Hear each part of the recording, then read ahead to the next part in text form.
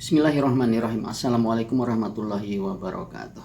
Kawan-kawan, ya kita masih membahas gugatan perselisihan hasil pemilu ya yang diajukan oleh 01 dan 03. Ya, seperti pernah dibahas sebelumnya ya. Mereka tim 01 dan 03 itu meminta agar pasangan 02 didiskualifikasi ya. Ini sebenarnya lucu sekali gitu loh. Kalau mereka minta didiskualifikasi ya berdasarkan apa yang mereka katakan itu ya, putusan MK 90, putusan MK ya kan, kemudian di KPU ada putusan DKPP segala macam ya, seharusnya mereka itu memprotesnya itu pada saat itu juga. Ketika sudah memasuki pertandingan, mereka mengakui ya ketika pengambilan nomor urut ya, mereka tidak memprotes. Kemudian ketika ada debat-debat, mereka juga tidak memprotes. Artinya mereka sebenarnya itu kan sudah mengakui bahwa paslon 02 Prabowo Gibran itu sudah sah untuk bertanding di Pilpres ya. Akan tetapi sekarang mereka mempermasalahkan itu ketika hasil pemilunya sudah selesai. Nah, terhadap hal ini ketika dimintai tanggapan ya, itu Mas Gibran itu mengatakan ya akan diulang sampai kapan pemilunya, sampai jagoannya menang ya. Mari kita lihat kawan-kawan pernyataan Mas Gibran tentang hal itu ya. Misalnya nanti diulang terus jagoannya kalah, apa minta diulang lagi? Apakah minta diulang sampai menang? Ya, itu. Ya, sekali lagi, kalau ada yang kurang berkenan, silakan melalui jalur-jalur yang sudah ada, ya. Kan sudah ada mekanismenya sendiri-sendiri. Nah itu sudah mendengar ya kawan-kawan tadi tanggapan Mas Gibran soal itu ya. Mau diulang sampai kapan? Sampai jagoannya menang ya. Nah ini seperti pernah ada yang menyampaikan juga ya, bahwa ini mereka menggugat minta paslon 02 didiskualifikasi. Itu kan karena mereka berdua kalah.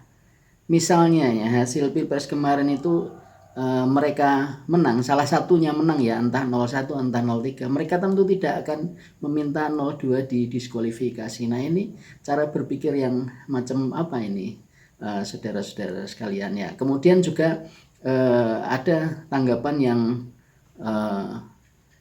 menarik ya dari Pak Habibur Rahman ya, ini dari tim 02 ya, kita ikuti.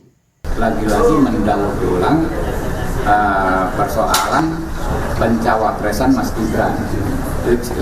Pencawapresan Mas Gibran itu kan sudah nggak ada masalah sama sekali, karena putusan MK tidak menyebutkan putusan MK nomor 90 dibatalkan. Kedua, ada putusan MK nomor 141 yang justru menguatkan bahwa di putusan MK nomor 90 itu tidak terjadi intervensi dan tidak mengakibatkan pelanggaran prinsip hukum. Keabsahan pencawapresan Mas Gibran kan seharusnya melakukan upaya hukum. Upaya hukumnya apa?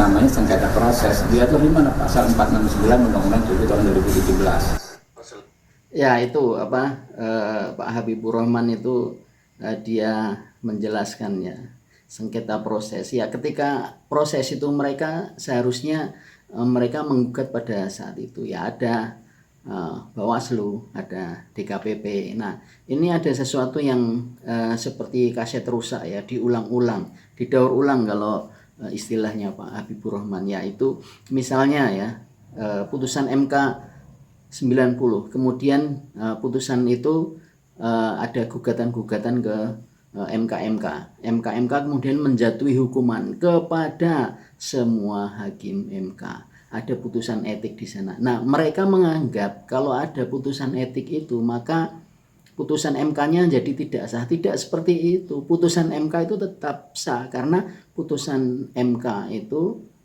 final and binding, terakhir dan mengikat. Kemudian juga mereka mengatakan, misalnya mengapa KPU menetapkan Mas Gibran sebagai cawapres itu tergesa-gesa ya.